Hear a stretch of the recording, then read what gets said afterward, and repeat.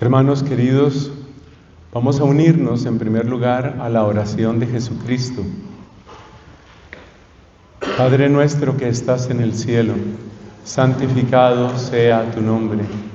Venga a nosotros tu reino. Hágase tu voluntad en la tierra como en el cielo. Danos hoy nuestro pan de cada día.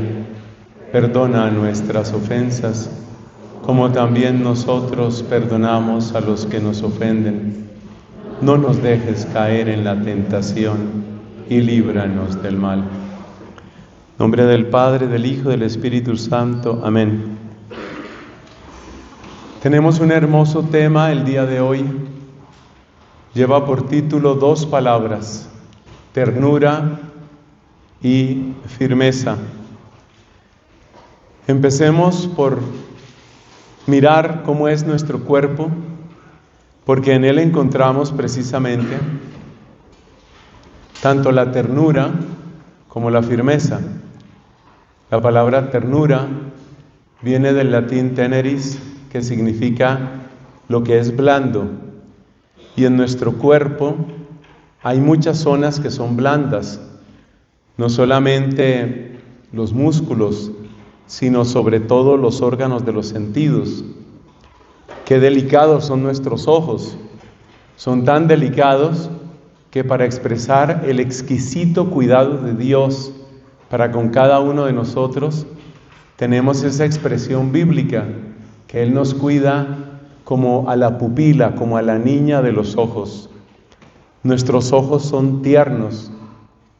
Y hay una ecuación muy interesante, hay una relación muy bella entre ternura y sensibilidad. Lo que es tierno es débil, pero lo que es tierno es sensible. Si usted observa, las zonas de nuestro cuerpo que son más débiles son también las más sensibles, y en ese sentido son muy necesarias. Nosotros somos muy sensibles en los órganos de los sentidos, y si miramos nuestra piel, especialmente somos sensibles allí donde está en juego la reproducción. Y esa sensibilidad va unida a la debilidad. Atención a esas dos palabras. Debilidad va unido a sensibilidad. Pero también en nuestro cuerpo tenemos zonas duras, muy particularmente nuestros huesos. Y estos huesos pues son los que nos permiten resistir, en primer lugar, resistir a la fuerza de la gravedad. Podemos, por bondad de Dios, muchos de nosotros podemos estar en pie, podemos movernos, precisamente porque tenemos esa solidez. Y creo que muchos también tenemos un temor frente a una enfermedad, una situación clínica, no sé la terminología completa, que se llama osteoporosis, cuando los huesos se vuelven precisamente frágiles, y esto tiene gravísimos peligros para nosotros. Entonces tenemos la parte de la firmeza en nuestro cuerpo, es lo que estoy observando en esta introducción. En nuestro cuerpo tenemos a la vez la ternura y la firmeza. Pero hemos dicho que la ternura va unida con la sensibilidad, y por eso también tenemos que decir que la firmeza en general significa una especie de insensibilidad, una especie de dureza. Y esto tiene que ser así, porque de hecho, si no tuviéramos esa especie de insensibilidad, pues sentiríamos un dolor continuo por el solo hecho, por ejemplo, de estar de pies. Entonces, es muy interesante esto, la ternura y la dureza, y ambas son necesarias, ternura y firmeza. Y cuanta más ternura, más sensibilidad, y cuanta más firmeza, menos sensibilidad. Una vez que observamos esto en nuestro cuerpo, observemos ahora en la sociedad cómo somos nosotros, y nos damos cuenta que en la vida social muchas veces experimentamos las dos cosas, experimentamos ternura y necesitamos ternura, y experimentamos dureza y también necesitamos algo de dureza. ¿Cómo aparece la ternura? Pues Aparecen las expresiones de cariño, aparecen las expresiones de compasión, aparecen el cuidado, la cercanía, la caricia, el mimo. Muchos de nosotros tenemos muy dulces recuerdos de personas, típicamente la mamá, pero no solamente las mamás. Típicamente la mamá, esa persona que nos abraza, esa persona que nos arropa con su calor, con su cuidado, con su bondad. Y en ese sentido, la ternura se convierte en un vehículo, aquí aparece otra palabra clave, en un vehículo de comunión, en un vehículo de encuentro. Esto se nota muy particularmente en el abrazo. Abrazar es como hacerse uno, por lo menos tener una intención de unidad con otra persona. Abrazamos a nuestra familia normalmente, siempre hay excepciones y problemas. Abrazamos a las personas que amamos, a nuestros amigos, los que tienen su novio, su novia, su esposo, su esposa. El abrazo se convierte en algo cotidiano y en el abrazo está la unidad. Y ese abrazo, ese llamado hacia la unidad se rompe cuando aparece la dureza. La dureza marca la distancia. Cuando decimos que una persona nos trata con dureza, estamos diciendo que es una persona distante. También lo relacionamos con una palabra que tiene que ver con la temperatura. Una persona que es tierna, que es cercana, que es cariñosa, decimos que es una persona cálida. Mientras que una persona que es muy dura, decimos es una persona fría. Esto nos hace ver que las expresiones de ternura y de firmeza están también en las relaciones humanas. Hay que notar, dentro de este mismo capítulo de las relaciones humanas, hay que notar, mis hermanos, que todo ser humano necesita de ambas cosas. Necesitamos tanto de ternura como de firmeza. La ternura va asociada a la acogida, mientras que la firmeza va asociada a la exigencia. No es que siempre sea así, porque realmente hombres y mujeres tenemos tanto ternura como firmeza, pero hay unas condiciones biológicas, fisiológicas particulares del ser femenino, y estas características hacen que la ternura suele estar más asociada con el sexo femenino, y la firmeza, en cambio, suele estar más asociada con el sexo masculino. Necesitamos, esto es lo principal que quiero destacar aquí, necesitamos de ambas cosas. Y por eso en su sabiduría Dios ha querido que nosotros tengamos, típicamente, siempre hay excepciones, hay situaciones que se presentan, pero dentro del plan de Dios el ideal es que haya hombre y mujer, es decir, que haya ternura y firmeza. Insisto, tanto la mujer como el hombre, ambos tienen ambas cosas. Pero en la mujer se da algo que explicamos en otras predicaciones, que se llama amor en continuidad. Yo antes decía mucho amor de continuidad, creo que es más precisa la preposición en. El amor en continuidad es el amor propio de la mujer, porque es el amor propio de la maternidad. La mujer siente que la criaturita que va creciendo dentro de su corazón, dentro de su vientre, es como parte de ella, y eso se llama amor en continuidad. Pero luego tenemos también la importancia del amor en discontinuidad. El amor en discontinuidad es el típico del varón. El amor en discontinuidad no es menos que el amor de la mujer, porque es un amor que parte precisamente de la distancia. Y el amor en discontinuidad, que es el amor típicamente masculino, tiene dos características que son muy importantes y que son muy poco apreciadas hoy. El amor en discontinuidad, ¿por qué le damos ese nombre? Hagamos un paréntesis, ¿por qué le damos ese nombre? Pues le damos ese nombre porque típicamente cuando la mujer está embarazada, repito, siente a la criatura como parte de ella misma. Siempre cito el caso de mi propia madre, que cuando se refería, ya siendo nosotros adultos y grandes, cuando ella se refería al amor que tenía por nosotros y a su manera de preocuparse por nosotros, siempre utilizaba la misma comparación, decía, es que yo los llevé aquí, y se señalaba su vientre, yo los llevé aquí. Ese es amor en discontinuidad, en continuidad, perdón. En cambio el varón cuando descubre que va a ser papá, lo descubre de una manera, diríamos, distante. Él sabe que adentro del cuerpo de su amada hay una criatura, pero no la ve, no la siente. Empieza a amarla sin sentirla. Ojo con ese dato. Empieza a amar a esa criatura, a ese bebé sin sentirlo. Y ese es amor en discontinuidad. Y esta manera de amar del varón, permite dos cosas importantísimas que van asociadas a la auténtica firmeza masculina. Esas dos cosas se llaman perspectiva.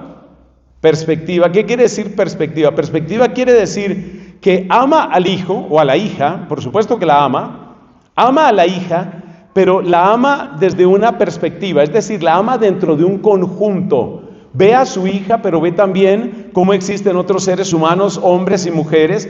Ve a su hija, pero ve el mundo en el que tiene que crecer esa hija o hijo. Ve a su hijo, ve a su hija, pero lo ve dentro de un contexto. Mientras tanto, el amor típicamente femenino, el amor en continuidad, ve al hijo y es como si siempre lo viera como desde dentro. Algo así como yo soy el que lo entiende, yo soy la que lo entiende, yo estoy como por dentro de ella. Y por eso el apoyo incondicional, por eso el soporte incondicional de tantas mamás hacia los hijos y las hijas. El varón, en cambio, da esa mirada de perspectiva. A veces hablamos, eso tenía hace poco en un retiro con unas religiosas, hablábamos de este mismo tema y decíamos que el amor masculino, el amor en discontinuidad, es un amor que es como el del dron, es un amor que mira desde arriba y ve las circunstancias. Y por eso también surge la segunda palabra muy importante del amor en discontinuidad, que es la protección. La persona que ve, por ejemplo, al hijo y se da cuenta que el hijo es un tipo simpatiquísimo, es un hombre fantástico, con un carisma magnífico, y es un mediocre de miedo.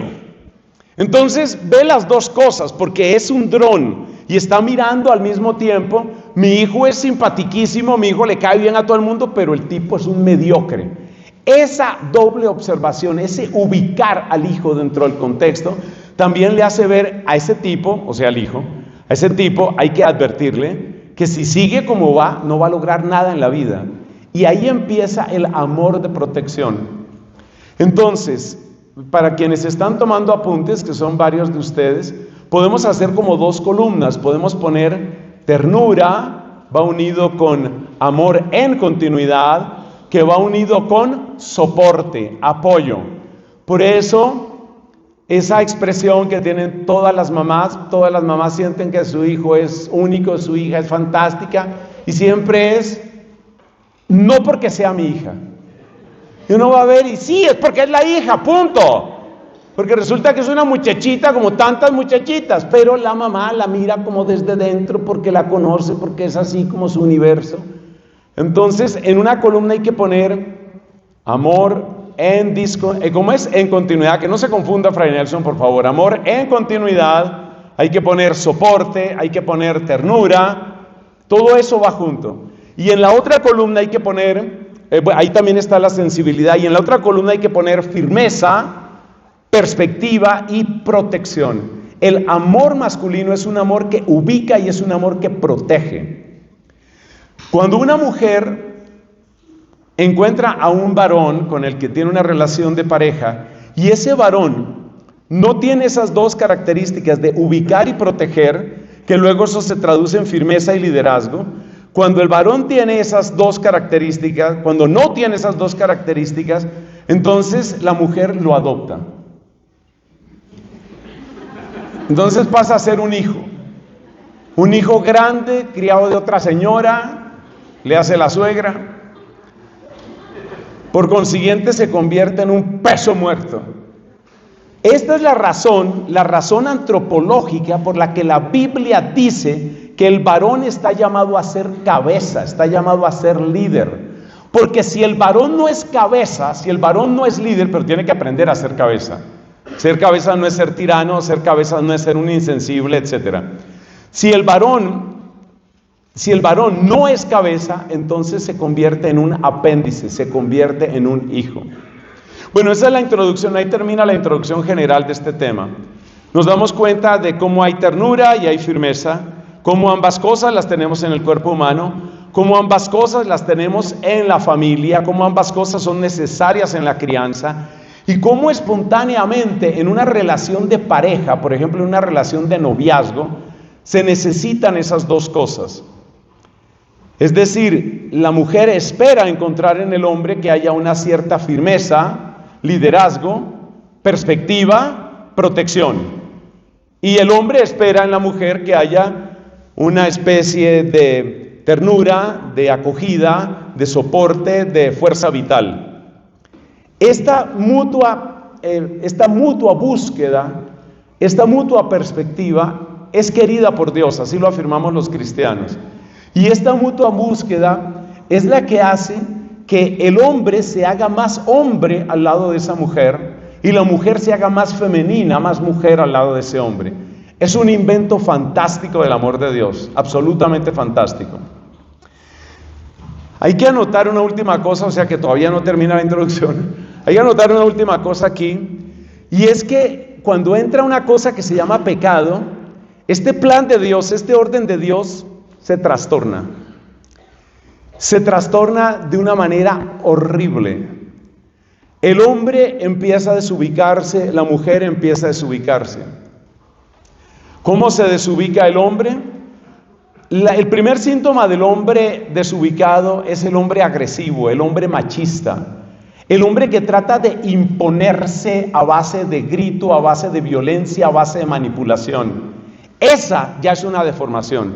El machismo, lo que entendemos todos por machismo, es una deformación de la masculinidad. No es parte del plan de Dios, no es lo que Dios quiere. El machismo no es lo que Dios quiere. Porque el machismo en el fondo, y esto igual lo han tratado muchos psicólogos, yo no soy psicólogo, pero estoy rodeado de psicólogos y he tenido que predicar de esto varias veces. Ustedes pueden buscar, por ejemplo, en mi canal, hay muchos lugares donde trato de este tema. Muy particularmente hay que notar que el machismo es una manifestación de inseguridad. Y esa inseguridad parte de la biología masculina. Inseguridad del propio cuerpo, inseguridad de los propios órganos genitales, inseguridad de la propia inteligencia, inseguridad sobre mi capacidad competitiva frente a otros. Es una tristeza, el machismo es el primer gran fracaso de la masculinidad. Como reacción al machismo y todos los daños y todo lo que ha lastimado y maltratado a tantas mujeres, entonces surge otra cosa que llamamos feminismo. Pero el feminismo es otra deformación, porque el feminismo se convierte en una especie de espejo del machismo. Es decir, es algo así como, ¿tú eres agresivo? Espérate que yo voy a ser más agresiva. ¿Tú dices vulgaridades? Yo me sé más, espérate y te las canto todas. ¿Tú tienes poder? Yo voy a ser empoderada, el famoso empoderamiento. Entonces, claro, esa mujer, haciendo uso de sus recursos cerebrales, que son muchísimos porque el cerebro de la mujer es hiperconectado, haciendo uso de sus recursos cerebrales, que son muchísimos, y haciendo uso de recursos legales. Ustedes saben que hay una tendencia de sesgo legal antimasculino en muchísimos países. Ese es un problema gravísimo que ameritaría toda una conferencia, el sesgo legal que se está implantando en muchos países.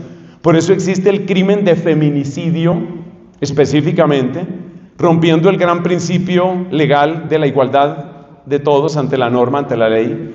Entonces la mujer empoderada en realidad no está solucionando el problema.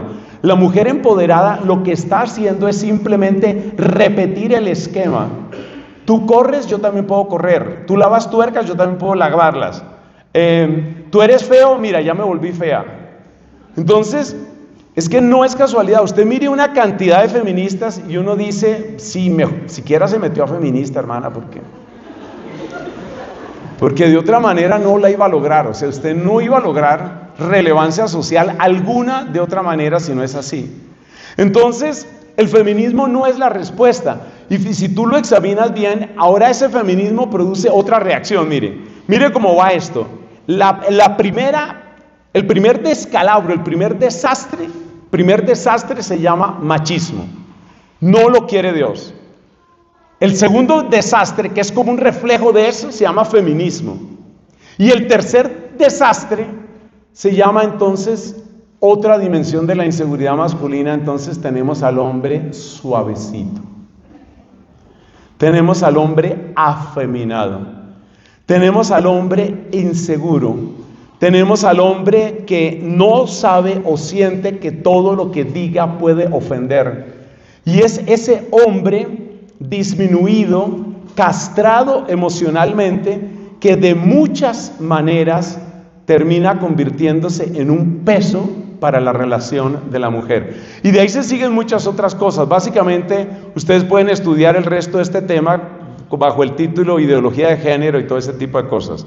Ahí aparece todo ese desorden. Entonces, necesitamos recuperar el lugar de la ternura y el lugar de la firmeza. Vuelvo aquí a una frase que dije: el lugar de la ternura y de la firmeza no es que todas las mujeres sean súper tiernas, débiles, sonrientes, aguantadoras, y todos los hombres sean líderes y sean bruscos y sean los que deciden todo y los que se imponen en todo. No, no se trata de eso. Es impresionante la sabiduría que Dios le ha dado a muchos santos, y entre ellos conviene recordar aquí a nuestra amada Catalina de Siena. Es interesantísimo Santa Catalina cómo analiza la parte femenina y masculina en el crecimiento espiritual de todo ser humano. Es impresionante cómo ella dice, Catalina, cómo ella dice que el principio de nuestra conversión es femenino para todos, porque es descubrir un Dios que quiere enamorarme, es descubrir a un Dios que quiere conquistarme, es descubrir a un Dios que se ha fascinado de mí, como un muchacho se fascina de una chica y dice: yo cómo hiciera, cómo le llego, con qué canción, con qué serenata, con qué invitación, con qué ramo de flores preciosas, cuáles son los chocolates que ella prefiere, qué hago. Así ha sido Dios con nosotros. Y por eso, según Catalina y otros doctores de la iglesia, en el principio de la vida espiritual, todos tenemos que descubrir la feminidad. Esto puede sonar raro para algunos de los varones y van a decir: Fray Nelson, cuidado con ese tema. No teman. Es simplemente descubrir: Dios me ha buscado. Siempre cito las frases del gran poeta Lope de Vega cuando decía: ¿qué tengo yo que mi amistad procuras? ¿Qué interés te sigue, Jesús mío? Que a mi puerta, cubierto de rocío, pasas las noches del invierno oscuras. Eso es poesía de Lope de Vega. ¿Por qué me buscas? ¿Qué tengo yo? O sea, un poco la sorpresa que puede tener una jovencita cuando de repente una amiga le dice: oye, tú sí te has dado cuenta que le caes súper bien, tú sí te has dado cuenta que le gustas muchísimo a Ricardo José. ¿Qué? ¿De verdad? Sí. Esa es la primera parte, le caes muy bien, lo tienes bobo, está enamorado, está echando la baba por ti, te ama profundamente. Y ella dice: yo no me había dado cuenta, yo no sabía. Pues sépalo, querida, sépalo, porque es importante que usted sepa que ese Señor la está buscando.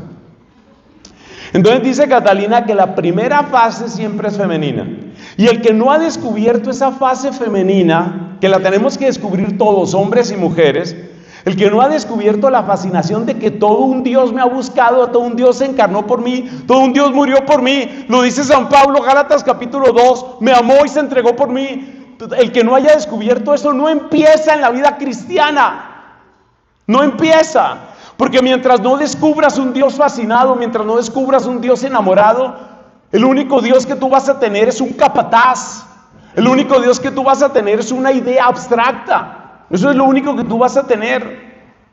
Y una de las razones por las que yo estoy infinitamente agradecido con el Señor y con María Santísima, que fue tan piadosa conmigo, es porque ese era el Dios que yo tenía. En la época peor de mi vida, cuando yo me aparté más del Señor, cuando llegué al borde del ateísmo, o sea, yo estuve en el preateísmo, yo estaba siendo postulantado para ateo. Yo estaba listo para el ateísmo porque lo que yo tenía a lo último, en lo peor de mi pérdida de fe, lo último que yo tenía era un Dios abstracto, lejano, una especie de idea que sirve como última pieza para que el universo tenga sentido. Y es impresionante cómo gracias a la ternura, a la misericordia, al amor inconmensurable de María Santísima, por supuesto enviada por Dios nuestro Padre, eso cambió en mi vida. Y yo puedo empezar a descubrir un Dios vivo. ¿Y un Dios vivo qué significa? Un Dios vivo significa un Dios que se interesa por mí. Así como a esa chica le dicen, oye, Ricardo José está fascinadísimo por ti, es que le gustas muchísimo. Eso es lo que uno tiene que escuchar, y Catalina lo dice abiertamente. Catalina dice, Dios se enamoró de nosotros, de cada uno de nosotros. El que no ha descubierto eso solo tiene un Dios idea o un Dios capataz. ¿Y cómo es el Dios capataz? Es el Dios del deber. Es el Dios de tenemos que portarnos bien, es el Dios de Kant. Es el Dios que solo sirve para tener una religión para que la sociedad medianamente funcione, más o menos como un reloj que está bien sincronizado. No hay manera de descubrir al Dios vivo si no descubrimos ese Dios enamorado. Y ese Dios enamorado es el Dios que me busca a mí antes de que yo lo buscara a Él. Esa es la primera fase. Pero luego la amada doctora de Siena da otro paso y entonces dice que en la segunda fase ahora todos tenemos que aprender a ser varoniles. Todos tenemos que descubrir la varonilidad, la virilidad. Y es curioso ver a Catalina escribiéndole, por ejemplo, a religiosas, ella mujer, muy feliz de ser mujer, esposa de Cristo, escribiéndole a otra mujer y le dice, tienes que luchar virilmente. Luchar virilmente, ¿qué quiere decir? Que la virtud no se conquista de otra manera. Que hay que luchar como el soldado más aguerrido en la batalla, que hay que dar la pelea, y eso tenemos que darla a todos, y en eso tenemos que ser viriles. Así como es típico del cerebro masculino, la mujer, por supuesto, en su mayor neuroplasticidad puede educar su cerebro también de esa manera, pero digamos, de modo natural, el cerebro masculino se enfoca en el resultado y en los pasos para lograr el resultado. Y trata de no desviarse ni a derecha ni a izquierda. Yo estoy en esto, yo tengo que avanzar por aquí. Eso es muy típico del cerebro masculino y eso es lo que Catalina llama un empeño viril. Tienes que empeñarte virilmente. ¿Y eso vale para quién? Para el hombre y para la mujer. La mujer tiene que aprender de esa virilidad. Es decir, tiene que aprender a enfocarse. Y eso significa, no me voy a decir mentiras. Si yo soy una mediocre, soy una mediocre. Si yo soy odiosa, soy odiosa. No es únicamente, ay, es que nadie me entiende. No. A ver, démosle el nombre a la cuestión. Mire, el nombre que eso tiene es que usted es una antipática, usted es una odiosa. Eso es más o menos lo que usted es. Tal vez nadie se lo ha dicho porque usted no deja que nadie se lo diga, pero usted es odiosa. Es más, usted fastidia. Es más, usted no se aguanta a sí misma. Si la mujer no llega a eso, y el hombre, por supuesto, si no llega a eso, y si no entra en combate serio, nunca avanza en la segunda fase de la santidad, que es la conquista de la virtud. O sea que todos tenemos que empezar por ser femeninos, todos tenemos que aprender de la virilidad, de la masculinidad, en el sentido de enfocarnos, entrar en batalla, avanzar hacia la meta. Y luego viene la tercera fase, el tercer escalón de Cristo Puente, según la metodología, la descripción de Catalina. Y la tercera fase, de nuevo, todos somos femeninos. Y es impresionante ver a un hombre tan viril como San Juan de la Cruz, la manera como habla de ese Cristo que es nuestro esposo. Ese Cristo con el que yo quiero fundirme en matrimonio eterno. Entonces, ese es el esquema que utiliza San Juan de la Cruz, ese es el esquema que utiliza Santa Catalina de Siena. Entonces mira cómo es el ideal cristiano. Ahora sí vamos a ver si cerramos la introducción porque en algún momento hay que dar la conferencia. Entonces mira cómo es el esquema completo. El esquema completo es que se requiere ternura y se requiere firmeza. Que en la ternura está en la acogida, la sensibilidad y el apoyo. Y en la firmeza está en la perspectiva, está la protección y está el liderazgo. Y ambos, todos, hombres y mujeres, necesitamos de eso, teniendo en cuenta que hay realidades que brotan de la biología y fisiología de la mujer y realidades que brotan de la biología y fisiología del hombre, y eso se expresa con la terminología amor en continuidad para la mujer y amor en discontinuidad para los hombres. Nota de pie de página. Cuando hemos dicho que esta fisiología tiene que ver con la constitución de la mujer por la matriz, esto no quiere decir que la mujer que no es mamá no tiene esa capacidad. Más bien quiere decir que ese elemento que está en su cuerpo la lleva a amar de ese modo. Y eso quiere decir que típicamente la mujer va a amar así a las personas que ama, a sus amigos, a sus parientes, a sus amigas, tenga hijos o no tenga hijos. Su cuerpo le pide esa manera de amar. Dicho esto, entonces, ¿cómo deben entenderse el hombre y la mujer? La mejor fórmula es a través de una vida cristiana seria. ¿Y cómo funciona la vida cristiana seria? La vida cristiana seria funciona cuando nosotros tomamos en serio la primera fase en la que descubrimos Dios se interesa por mí. Eso es fantástico y hay que descubrirlo con el entusiasmo de una chica jovencita, súper enamorada, súper feliz, porque por fin descubrió que la aman.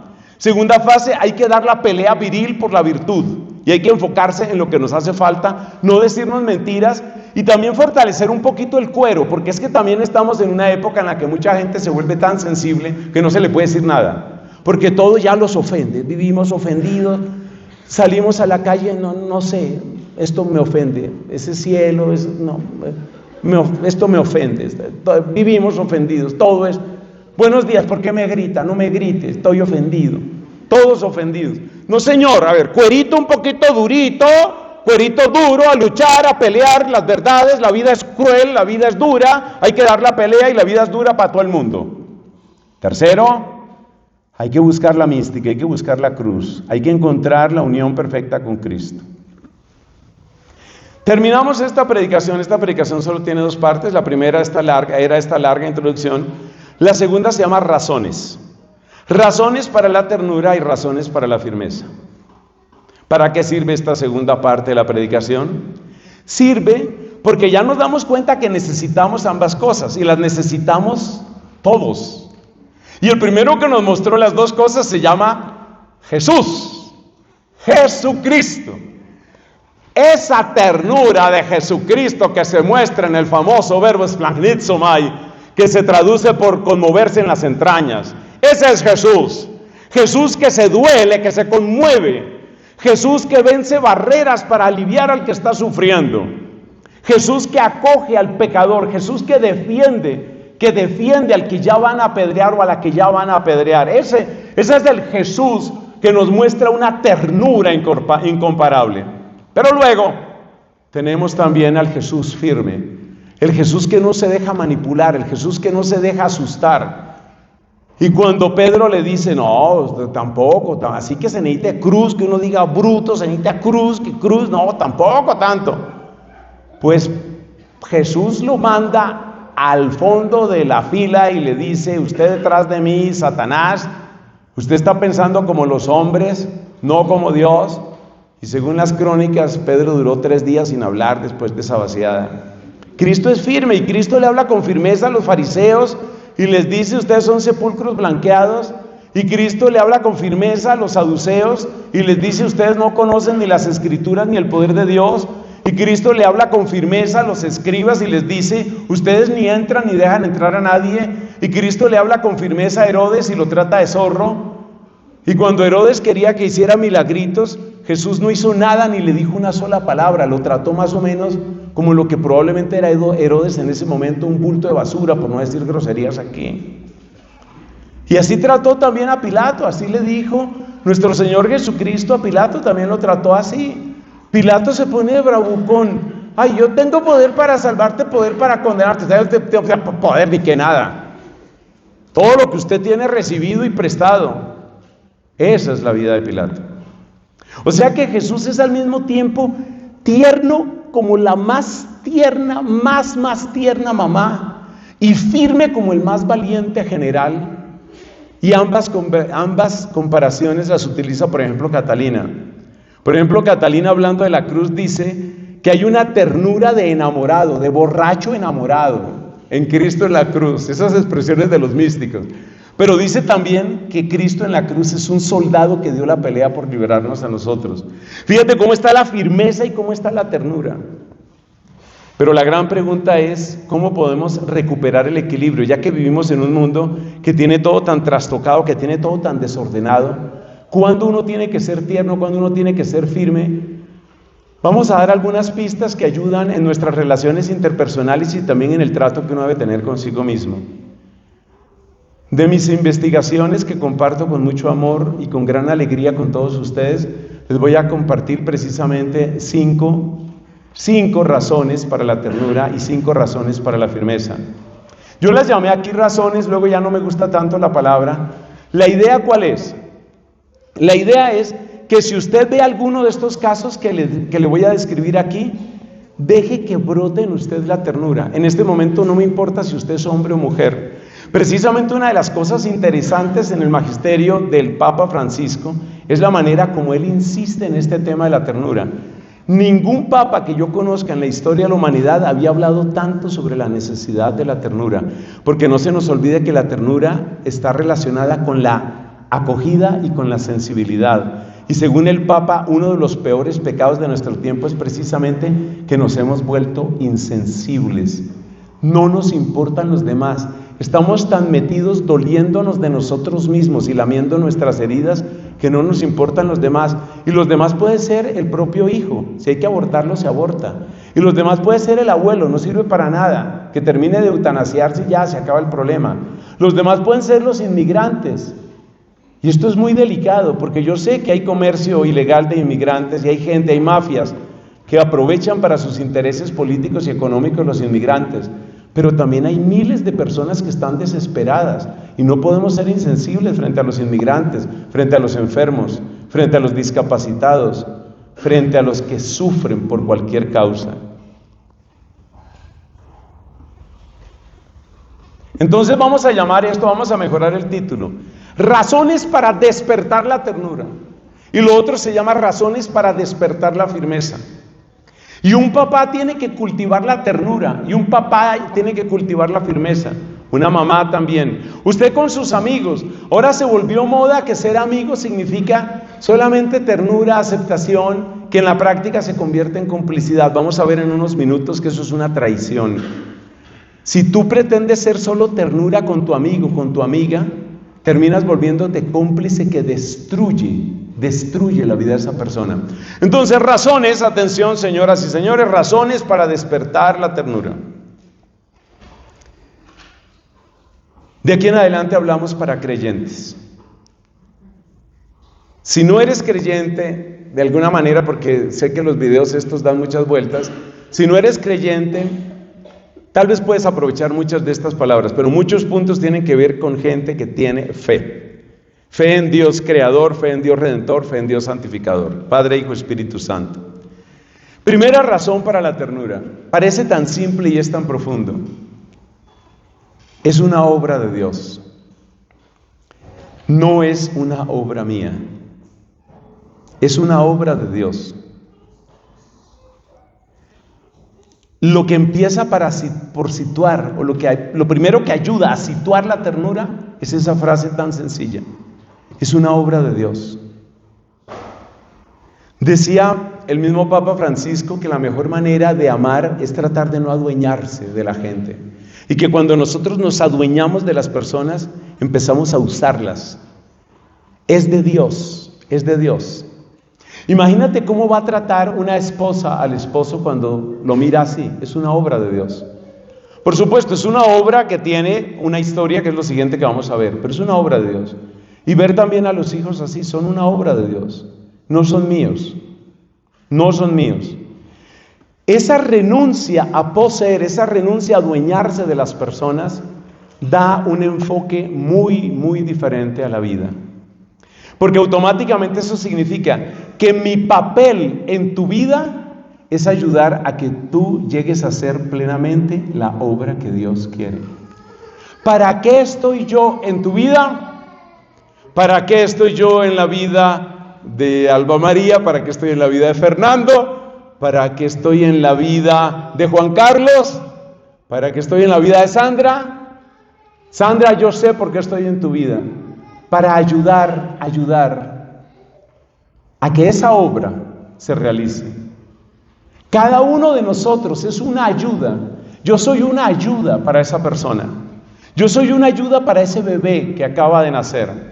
Yo soy una ayuda para ese adolescente que está tal vez confundido o está en un momento de agresividad o lo que sea. Yo soy una ayuda. Yo no soy el dueño de nadie. Esa manera de mirar empieza a despertar la ternura cristiana. Recuerda que la ternura cristiana no es simplemente almíbar, no es simplemente miel, no es simplemente sensiblería, ni mucho menos sensualidad. Porque hoy recuerda que todo está muy confundido.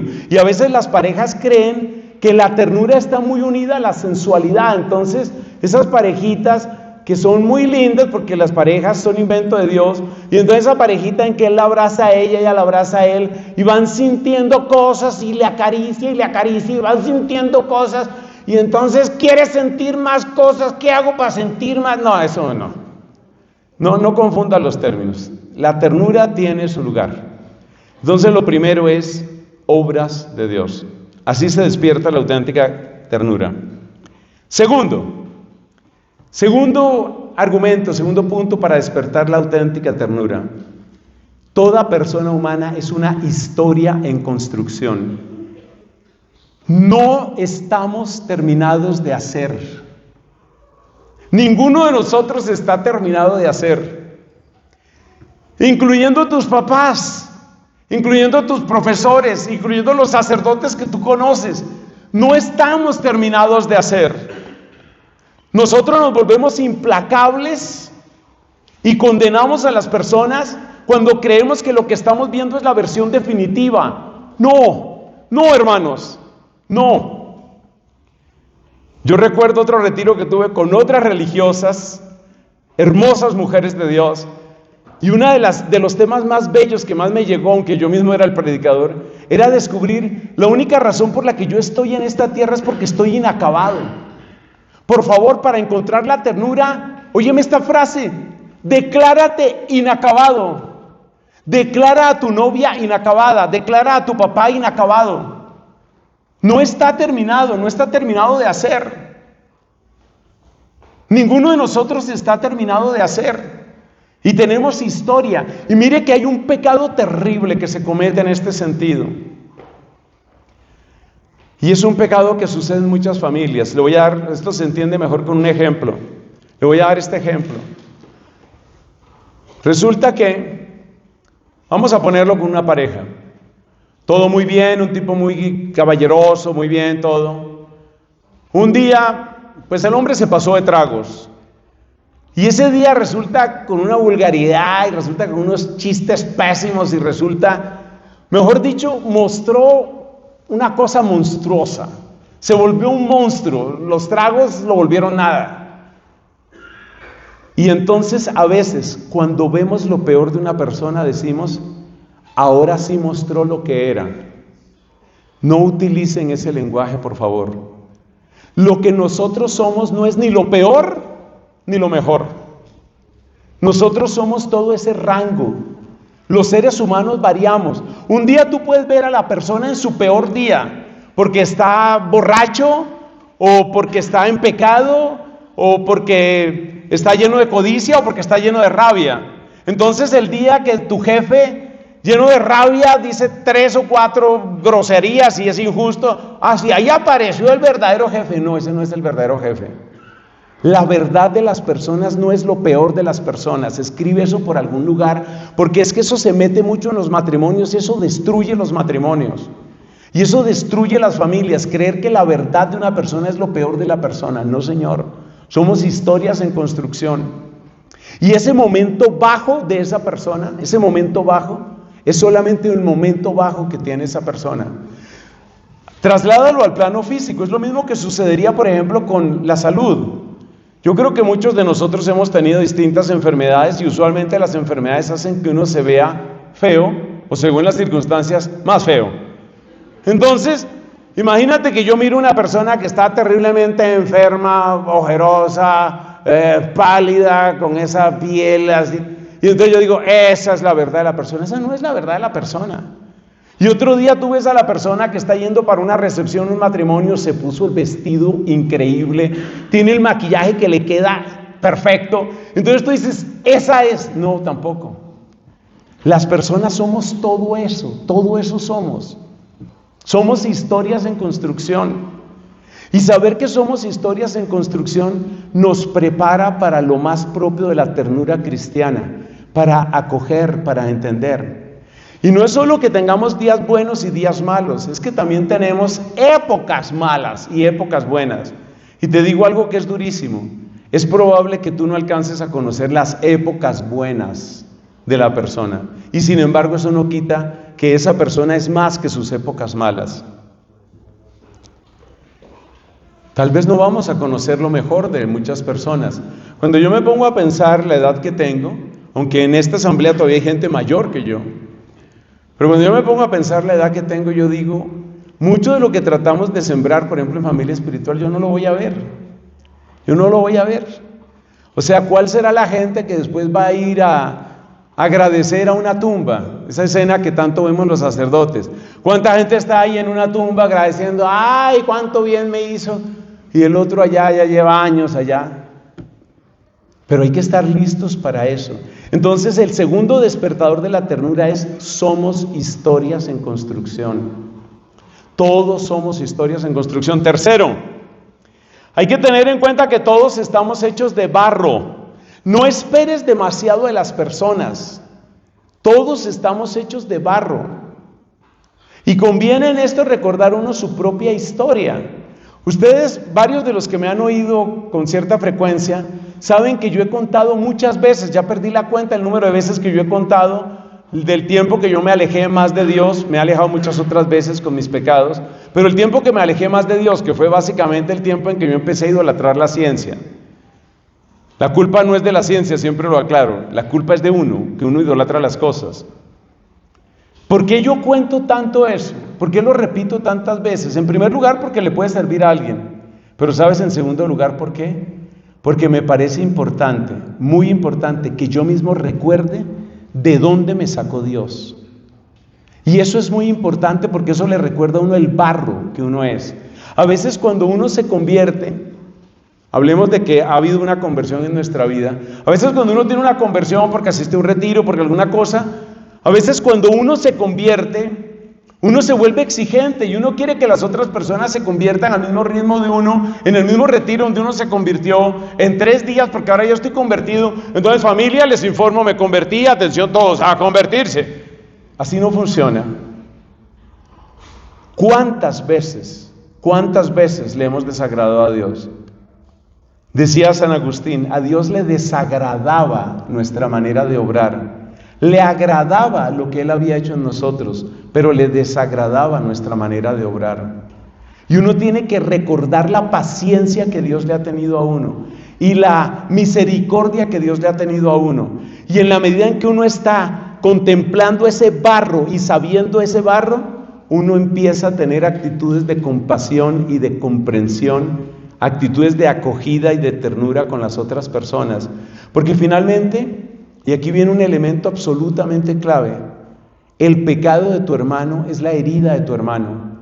El día que tú puedas ver los pecados de los demás como sus heridas, ese día se te van a mejorar muchas cosas en la vida, en tu vida emocional, en tu salud física, porque muchos somatizamos cosas, y tu salud espiritual. El pecado de tu hermano es la herida de tu hermano. Mucha gente cuando se confiesa le dice a uno: padre, ¿qué hago? Que es que yo murmuro mucho, antes lo hacía más de palabra, ahora en mi corazón, y me da mucha rabia muchos errores de las personas, y me da rabia que la gente es odiosa, y me da rabia que la gente tiene rabia. Uno más o menos escucha, ustedes saben que uno de sacerdote tiene que oír con mucha paciencia. Entonces uno oye con mucha paciencia. Y una cosa que con mucha frecuencia recomiendo en la confesión es: tenga en cuenta, por favor, cuando usted vea un error de una persona, usted recuerde que Cristo es el médico y usted es enfermero, usted es enfermera. Declárese enfermera de Jesús. Si usted está viendo un error de una persona, si usted está viendo un pecado de una persona, alégrese de que el médico la considere a usted su enfermera para tratar ese caso. Alégrese de eso. Cuando usted empieza a mirar a la otra persona como una persona herida, que esa es la mirada de Jesús, usted mira el pecado de otra manera. Usted empieza a mirar el pecado de otra manera. Y esto es impresionante en Jesucristo. Jesucristo mira el pecado en primer lugar como el daño que la persona se está causando a sí mismo. El primero que se daña pecando es el pecador. Por eso decimos que el pecado es su propia herida. Y por eso es inconcebible para el cristiano ese lenguaje que algunos creen que están autorizados para utilizar en redes sociales. Especialmente, lo que yo observo es una agresividad en esas redes sociales. Muchísima gente para hablar de los comunistas o para hablar del gobierno o para hablar de lo que ellos llaman los zurdos, o sea, la izquierda, consideran que porque hay un error, y ciertamente hay muchos errores en la izquierda, eso nadie lo puede dudar, como hay muchos errores en las derechas y en las extremas derechas. Pero muchas personas consideran que como hay errores en la izquierda, eso les autoriza para soltar todo su odio, toda su rabia, prácticamente para maldecir y para insultar. No, eso no es cristiano, no es cristiano. Y atención, porque hay autores y hay conferencistas, y ustedes los conocen pero no van a decir nombres aquí, que tienen posiciones buenísimas, pero buenísimas, con respecto a los dos sexos, hombre y mujer, con respecto al matrimonio perfecto, con respecto a que son pro vida, o sea, que quieren que se respete el proceso de gestación y todo aquello, no a nada al aborto voluntario. Pero el hecho de que una persona tenga ciertos temas que son compatibles con nuestra fe, no es para que le firmemos un cheque en blanco, porque después algunos de ellos empiezan a insultar de una manera que no tiene nada que ver con nuestra fe, nada. Eso no puede ser. Y hay gente que se llena de admiración por tal o cual presidente, y eso sí lo voy a decir en voz alta, se llenan de admiración por Bukele, se llenan de admiración por Donald Trump, se llenan de admiración por Milei, se llenan de admiración por todo lo que sean esos presidentes Meloni, y entonces ya tienen ahí sus 4 caballos de batalla y eso les autoriza para solo ver lo positivo de un lado y solo ver lo negativo de otro lado. Eso no es cristiano. Eso no es cristiano. Tenemos que orar por nuestros líderes, lo dice claramente el apóstol San Pablo. Hay que orar por nuestro presidente, hay que orar por los de derecha y de izquierda, pero creerse uno autorizado, porque uno sabe 2 o 3 cosas de política, creerse uno autorizado para insultar, para humillar, para desearle lo peor a otro, eso no es de nuestra fe. 4ª razón para la ternura, para despertar la ternura. Existen las conversiones, existen las sorpresas. Por favor, no caigas en el pésimo error de ponerte unas gafas que se llaman prejuicios para mirar a la persona. Entonces yo empiezo a mirar a esta persona como usted fue la que me falló. Entonces siempre, no, espérate, que hay que hablar con Ángela Jimena. Un momento. Tengo que ponerme primero las gafas que dicen Ángela Jimena, prejuicios de Ángela Jimena. Entonces yo me pongo mis gafas y ya con las gafas empiezo a mirarla. ¿Por qué no le das un espacio a la sorpresa? Yo creo que muchos aquí amamos profundamente a Santa Mónica, la mamá de San Agustín. Santa Mónica estaba esperando una sorpresa y le llegó. Es muy hermoso el diálogo que cuenta San Agustín en las Confesiones. Ustedes lo pueden leer en el oficio de lecturas del día 27 de agosto, que es la fiesta de Santa Mónica. Ustedes lo pueden leer ahí. Cómo Mónica dice, yo solamente estaba esperando tu conversión. Ella seguía esperando. Espera sorpresas, no te quedes simplemente mirando, no es que mi papá es un desastre, no es que mi esposo es así. Padre, es que usted realmente usted no conoce a mi mujer, mire, ella es así. Las personas dan sorpresas y la historia de la humanidad y sobre todo la historia de la iglesia está llena de sorpresas. Dale oportunidad a Dios de que te sorprenda. Hay que ponerse las gafas de la sorpresa también. Porque Dios hace maravillas, las conversiones existen. Nosotros aquí en Familia Espiritual hemos visto conversiones increíbles, personas que parecía que no hay nada que hacer, matrimonios que la gente decía aquí no hay nada que hacer, y siguen batallando porque siguen siendo seres humanos y siguen siendo historias en construcción, pero seguimos batallando por ellos. Y hay muchachos y hay niñas que uno dice, ay Dios mío, pero ¿qué haremos? Dios da sorpresas, Dios es poderoso. Y por eso uno tiene que tener esas razones de ternura. ¿Cuándo vendrá esa sorpresa? Ustedes saben que se llamaba María Ramos, aquella mujer piadosa española que oraba frente al lienzo de Nuestra Señora de Chiquinquirá. Ese lienzo se había deteriorado de tal manera que lo utilizaban para secar trigo, para secar grano al sol. O sea, dígame qué imagen estaba ahí.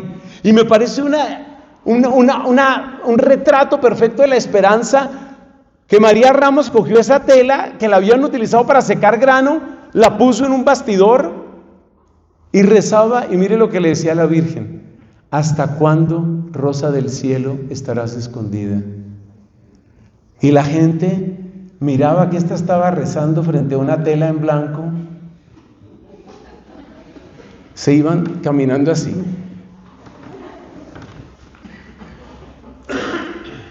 Está loquita, pobrecita. Sí, puede parecer loco, pero las sorpresas existen. Puede parecer loco.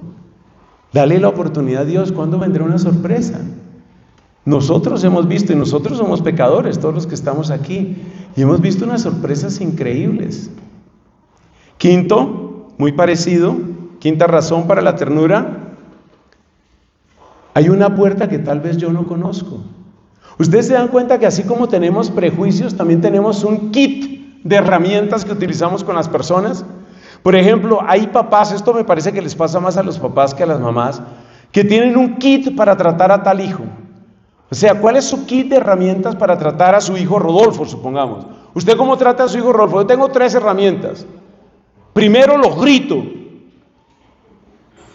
Si eso no funciona, le prohíbo. Y si eso no funciona, lo humillo.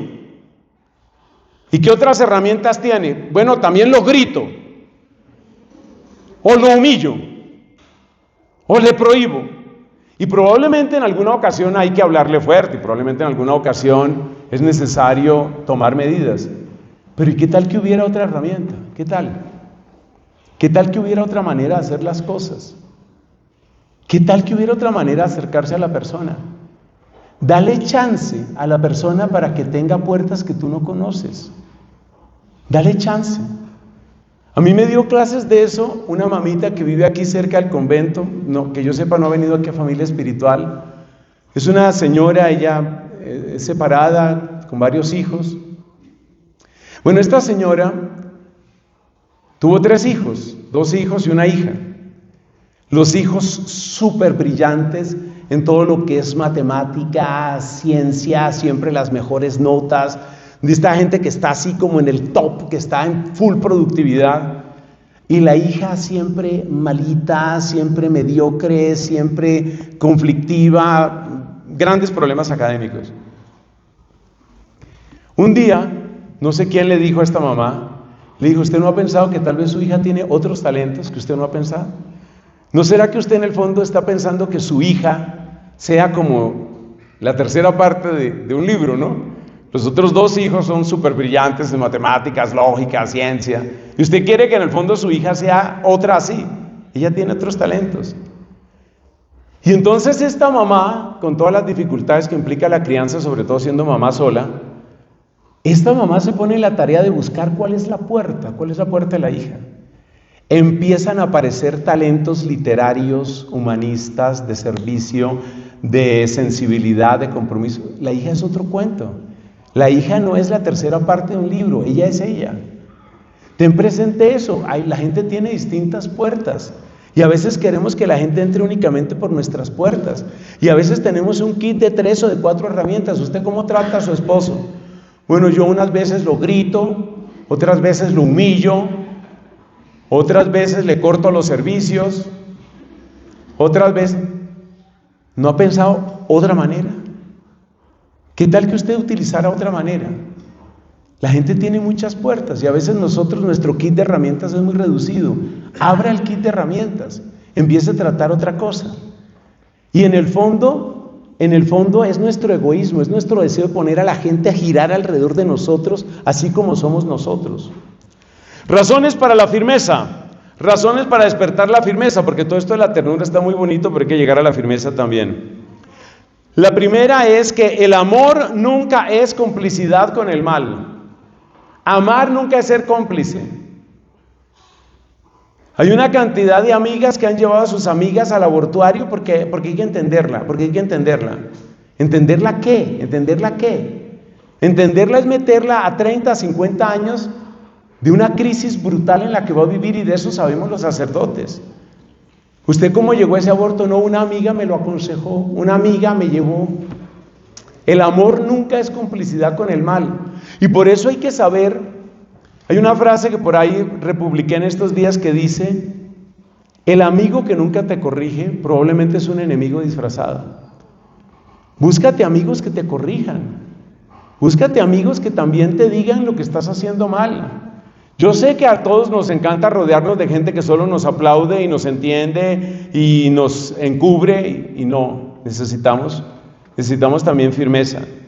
Entonces el amor nunca es complicidad. Segunda razón para despertar la firmeza: la verdad libera. Yo cuento aquí siempre la historia de aquel hombre, un católico norteamericano.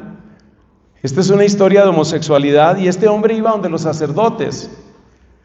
Y resulta que una cantidad de sacerdotes en los Estados Unidos de América más o menos le decían todos lo mismo: Dios te ama así, Dios te hizo así, entiende tu sexualidad, lo importante es que seas fiel, acéptate. Pero de alguna manera este hombre seguía descontento con esa respuesta. Un día fue a confesarse con un sacerdote por una serie de actos homosexuales que había hecho. Fue a confesarse con el sacerdote y el sacerdote le dijo: qué bien que se está confesando, porque usted ha llevado una vida de pecado.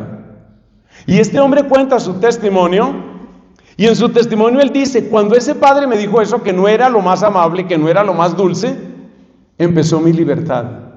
Porque gracias a esas palabras de ese sacerdote, entonces yo tuve que hacerme la pregunta: entonces yo ¿por qué soy así? Y entonces él empezó a hacer toda una búsqueda de qué había pasado en su vida para que él llegara a esa convicción. Y se dio cuenta que en su infancia y en su familia y en su pésima y ausente relación con el papá y en su relación turbia que había tenido con lo femenino, ahí estaba un origen. Yo sé que la historia de cada persona es distinta, pero lo que quiero decir es: la verdad libera.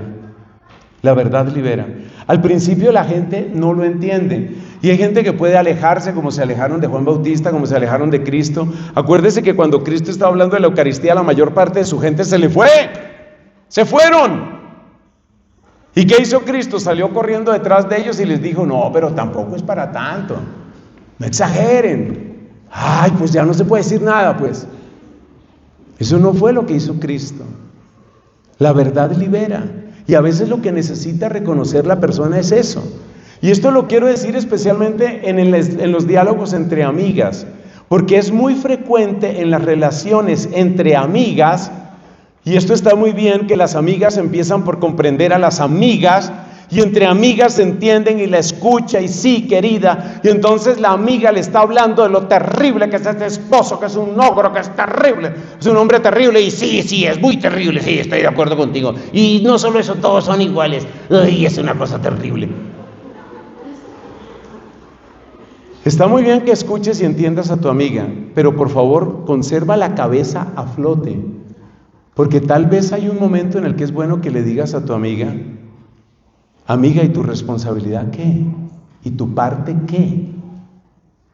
Es que es muy fácil ser solidario y unirse para atacar al esposo, sobre todo al esposo ausente. Es muy fácil eso. O a cualquier otra persona, estoy dando ese ejemplo. Ser buen amigo, buena amiga es esto. Hay que ayudar a que la persona descubra la verdad, porque la verdad libera. Tercero, necesitamos sanear el concepto de libertad. Sobre esto también hemos predicado varias veces. Libertad no es hacer lo que se me dé la gana, porque si tienes el concepto de que libertad es hacer lo que se me dé la gana, va a manejar tu vida el que maneje tus ganas. Siempre repito la misma frase. Y hoy hay toda una ciencia para manejar las ganas. De hecho, una gran parte de la psicología empresarial y una gran parte del marketing es eso: aprender a manejar las ganas. O sea, tengo que lograr que tú tengas tantas ganas de esas zapatillas, de esos tenis, tengas tantas ganas de esa bufanda, tengas tantas ganas de esa pañoleta, hasta que la compres.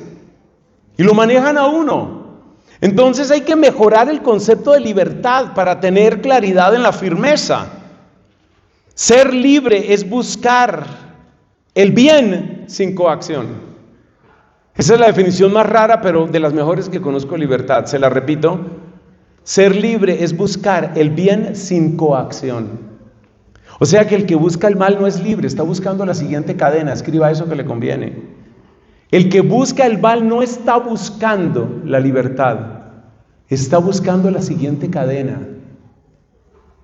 Entonces ser libre no es eso. Y si tú amas a tus hijos, si tú amas a tu esposa, si tú amas a tus papás, si tú amas a tus amigos, amar a los amigos es amarlos para que sean libres. Y que sean libres es que aprendan a escoger sin coacción, escoger el bien.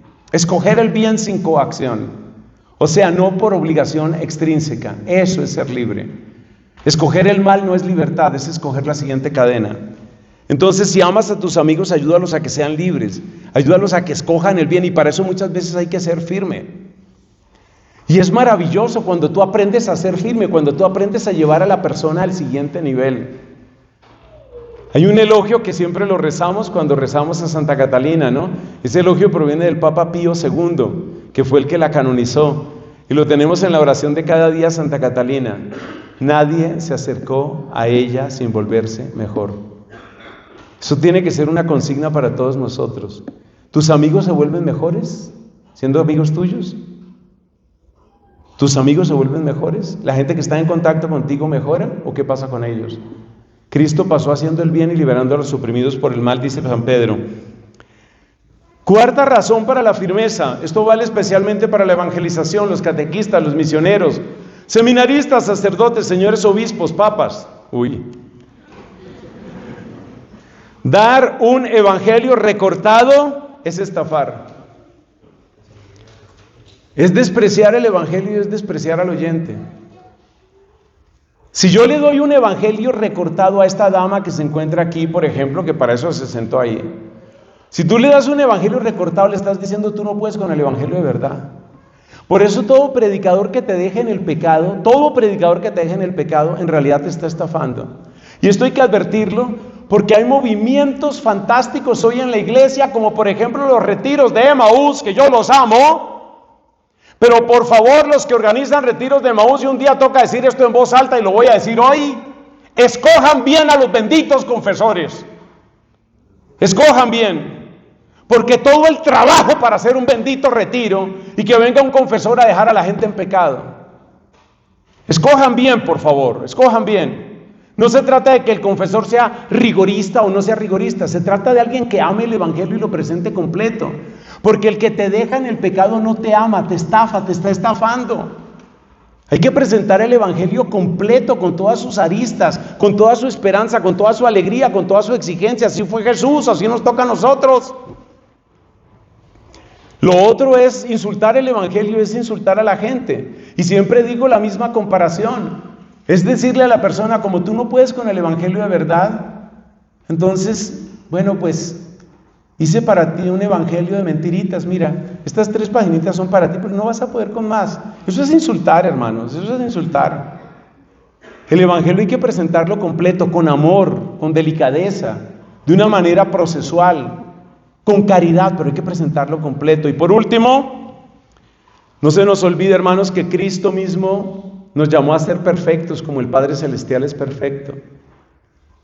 Cristo nos llamó a ser perfectos. Dejar a una persona en la mediocridad es convertirla en un aborto espiritual. Un aborto espiritual. ¿Qué es un aborto? Es una criatura que no llegó a su pleno desarrollo. Por favor, no seamos abortistas, ni siquiera en el plano espiritual. Yo quiero que esa persona que es mi amigo, que es mi novia, que es mi novio, que es mi esposo, que es mi esposa, que es mi hijo, yo quiero que esa persona llegue al siguiente nivel, llegue a su plenitud, llegue a su perfección. Dios nos llamó a ser perfectos. Cuidado, porque hay algo que ha observado con su mirada tan materna. Desde aquí pido bendición para nuestra querida Lina Catarina, porque ella tiene un ojo de madre espiritual que cada vez se lo veo más y se lo admiro. Y me llama la atención cómo ella una vez me hizo este comentario, me dijo, me preocupa que hay muchas mamás que hacen grandes elogios de sus hijos porque tienen un buen trabajo, tienen buena salud, tienen buenos amigos, no tienen vicios. Hasta ahí vamos bien, pero hay que agregar y el resto. Tus hijos están creciendo en la fe, ya evangelizan, ¿Están enamorados? ¿Están derretidos por Cristo? O sea, la pregunta es ¿por qué tenemos un estándar tan bajito? Yo sé que se dice, ¿no?, que en el país de ciegos el tuerto es rey. Y en tanta mediocridad y tanta perdición que encontramos por tantas partes, yo creo que muchos papás, respiran y dicen, por lo menos mi hija no está en esa situación. Pero es que por lo menos es demasiado poco. Por lo menos es demasiado poco. Se trata de que sea santa tu hija, se trata de que sea santo tu amigo, se trata de que seas santo tú mismo. Sed perfectos como el Padre Celestial es perfecto. Entonces dejemos de pensar que ya es maravilloso. No, mis hijos, ¿y tus hijos cómo están? Están muy bien, sabes que los veo bien. Y de una vez empiezan a hablar, mira, mi hija ya va a hacer el 3er posgrado, le tocó en Estocolmo. Porque es que ya sabes que el problema ya con el finlandés en Helsinki fue muy complejo. Y luego lo de la maestría en Vietnam, ni te di cuento. Mira, tuvimos que partirnos el lomo para pagarle la maestría. Y su fe, y su amor a Cristo, y su evangelización. Y habla 4 idiomas. Y su fe, y su evangelización. Y te digo una cosa, está ganando más que lo que yo ganaba cuando me retiré. Y entonces empezamos a medir a los hijos y a las hijas por los posgrados que han hecho, por las veces que han salido al exterior, por los idiomas que hablan, por la plata que ganan. ¿Y Cristo para cuándo, papá? ¿Para cuándo? ¿Cristo para cuándo? ¿Y la santidad para cuándo? Como decía una vez, esta frase se atribuye a varios, entre otros a Santa Teresa de Calcuta: si Dios te dio hijos es para que tú le devuelvas santos. Escriba eso que le conviene. Si Dios te dio hijos es para que tú le devuelvas santos. Y por eso la firmeza tiene que estar ahí, porque a veces uno se queda tranquilo y uno dice, no, pero son buenos muchachos. De vez en cuando, pues sí, una que otra borrachera, pues sí, es decir, lo normal. Usted sabe cómo son los muchachos hoy, que a veces se me pierde un poco, dura por allá con la novia 3 meses, pero uno sabe que hay, que es una relación en el fondo sana. O sea, yo digo, para que esté por ahí por la calle, mejor que esté allá en la cama de la novia, ¿no? ¿Por qué rebajamos tanto el nivel? ¿Sabe por qué? Porque amamos poquito. En el fondo la firmeza es el auténtico amor. Pero en esto, cuando son matrimonio, tienen que estar de acuerdo ambos. Porque si usted como mamá solo complace y aplaude y le deja toda la exigencia al papá, el papá se convierte en el ogro, en el monstruo. Y si usted como papá, especialmente con las hijas, se vuelve así demasiado suave porque es mi princesa, mi princesa, mi princesa, pero no sabe uno de qué cuento de terror salió esa princesa, porque realmente terrible. Parece discípula de Nefertiti o no sé de quién, es una cosa muy peligrosa esa mujer. Entonces la firmeza también tiene que estar, y los matrimonios tienen que estar de acuerdo en esto. Vamos a amar a nuestros hijos con misericordia, con cercanía, con ternura, pero vamos a sacar de ellos lo mejor. Vamos a llevarlos hasta lo mejor, porque para eso nos lo dio Dios. Bueno, ahí hemos comentado cuál fue nuestra predicación. Fueron 2 partes. Primero, para que nos demos cuenta porque hay ternura y firmeza, y un recordatorio sobre el amor en continuidad y el amor en discontinuidad. Y la segunda parte, razones para crecer en la ternura, razones para crecer en la firmeza. Pónganse de pie, por favor, hacemos una breve oración.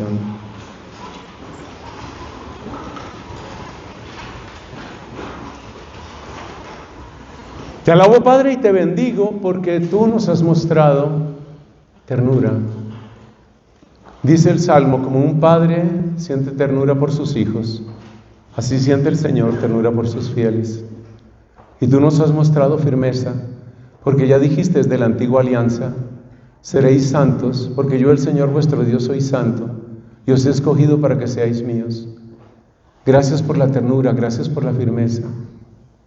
Señor, yo que soy un pecador, que he conocido tu ternura y tu firmeza, yo te pido con todo el amor y la fe de mi alma, bendice esta asamblea y a quienes lleguen estas palabras, para que aprendamos a responder a tu gracia, para que aprendamos a responder a tu amor.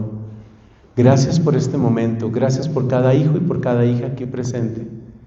Guárdanos en tu santo servicio. Gloria al Padre y al Hijo y al Espíritu Santo.